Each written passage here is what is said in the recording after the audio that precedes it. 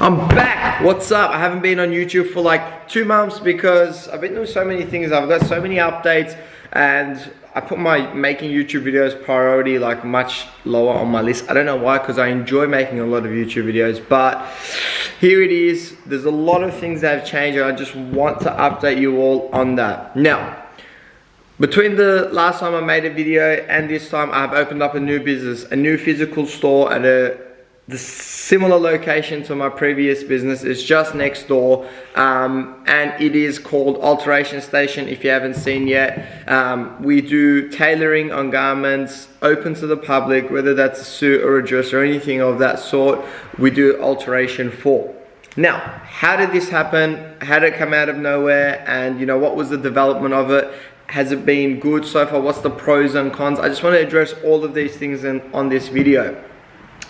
So alteration was something that is definitely something I'm very passionate about. I think the future of tailoring is very bright, and I think a lot of people are going to get more clothes tailored as we go, regardless of if times are bad or good. I think it's something that works out well. I had this idea for alteration in my mind for a very long time now, probably over a year, but I did think this development was going to happen much later in my life, possibly in 2 years' time. But a few things happened that sped it up and it just worked out amazing. Now, when I opened up BK Wolf, I told my client one thing: I will not charge you for tailoring on my clothes that I sell to you, on my suits that I sell for you. What does that mean? That means when someone comes in and he wears a suit, but he wants the jacket sleeve shortened so the shirt is showing a little, he wants the pants to be slimmer, he wants the pants to be shortened, he can comfortably tell me all these things and I will include that as a part of my service, and I want to put it as a charge to him. Because what happens when I was in retail is, once you add a surcharge on all of these things, people are put off from it, and therefore they're getting suits that's not really fit for them perfectly. So I wanted to eliminate this problem and include tailoring as a part of my service.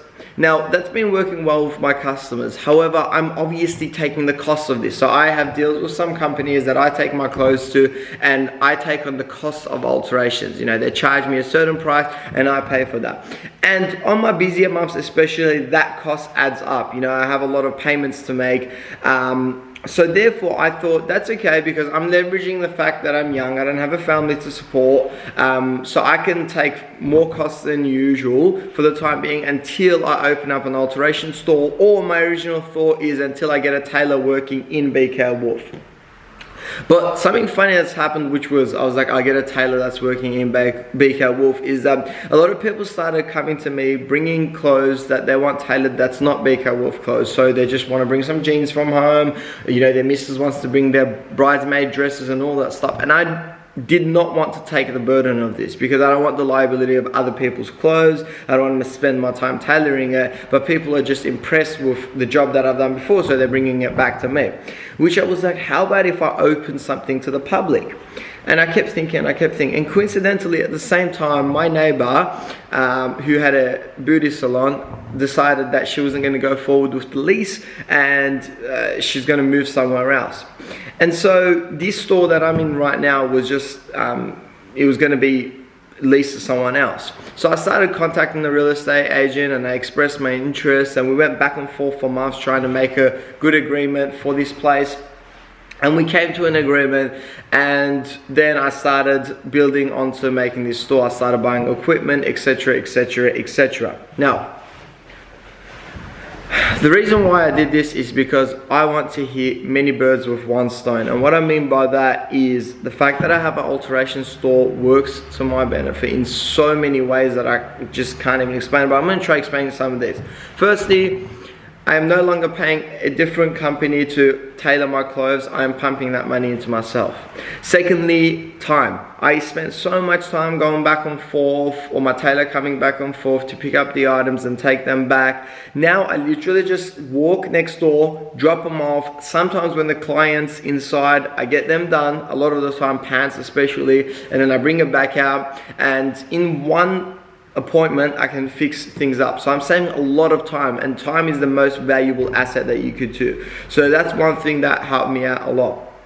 Secondly, there's no tailoring places, alteration stores around my area, so the locals here will be happy with the service, and I've been interacting with a lot of them, so they want this type of service, so I opened it because of that. I want foot traffic here, so I want people to, it's not appointment only, so people can just walk in whenever, and as you get people walking in, I can advertise my BK Wolf suits, even if they came for something else. So it just works so perfectly hand in hand, and although it looks like I have two separate businesses and definitely have two things to worry about, both of my babies and both I need to do a lot of bookkeeping and all that jazz for, they're actually really, really similar. Now, the reason why I chose Alteration Station as a name in particular is because I just think it's got a good bell to it. I think you can just put it into anywhere in Australia, whether that's in the southeast or it's in Geelong or it's in Sydney or wherever, and it feels like a brand that's been there for a long time, and it feels like a brand you can associate yourself with. I had people telling me that the fact that it's very colloquial in its nature, you know, makes them feel like they're not going to be ripped off or anything of that sort. So I went around, I put out advertisement, I interviewed heaps of people for the job, and it's very important. The first person is really important because we're going to be starting off the store from the ground with that person. So I really looked around and I found a fantastic tailor, and it just worked out amazingly. So it's been 2 weeks now since it's been open. It's really funny because the first week was a bit quiet, but it was mainly my stuff from BK Wolf that I had waiting up because I knew it was going to open. So I brought that across. Second week, I had some foot traffic and all that. And for the first time in the past 2-3 days, I had 4 or 5 random people walk through saying, I saw it on Google, I saw it through flyers. You know, I just saw it when I was walking past. So it's been really, really, really interesting. I want to show you the store. I want to show you inside of the store a little bit. Now, there we go. I almost fell. Here's the 3 main machines. You know, this is the interior. So yeah, I'm still gonna build onto it, but one thing I hate is waiting for the perfect time to make something happen. I was like, look, let me just start it. Let me just get the essentials, which is the 3 machines and a change room and a mirror. Everything else will follow. So that's kind of how everything happened. I'm so glad I moved in. It's been picking up slowly. People are getting more used to it, and yeah, I just hope it goes well from here onwards. And I'm gonna be working really, really hard. But right now, BK Wolf and Alteration Station work so perfectly in hand that I'm just blessed to have this thing. Thanks so much. Have a lovely day.